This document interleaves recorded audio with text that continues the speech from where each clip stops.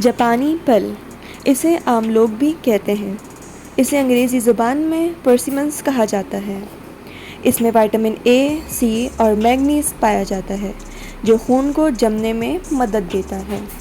جاپانی پھل تاثیر میں گرم ہوتا ہے، بی پی کی سطح میں کمی لاتا ہے، جسمانی ورم میں کمی لاتا ہے، کینسر سے بچاتا ہے، وزن میں کمی لاتا ہے، دل کو صحت بخشتا ہے، ہمارے امیون سسٹم کو قوت بخشتا ہے، شوگر والے مریضوں کے لیے انتہائی مفید ہے، نظام ہاضمہ کو صحت بخشتا ہے، خون میں ریڈ بلڈ سیلز کی پیداوار کو بہتر بناتا ہے، نظر کو تیز کرتا ہے، جگر کو صحت بخشتا ہے، خون کی کمی کو دور کرتا ہے، نیورل ٹیوب ڈس آرڈر سے بچاتا ہے، بچہ دانی میں بچے کی گروتھ کو بہتر بناتا ہے، سوزش کو کم کرنے کی صلاحیت رکھتا ہے، غذائی اجزاء کا بہترین ذریعہ ہے، دل کو صحت بخشتا ہے، فائبر کا بہترین ذریعہ ہے۔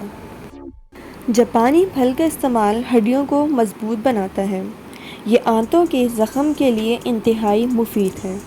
جاپانی پھل السر سے بچاتا ہے۔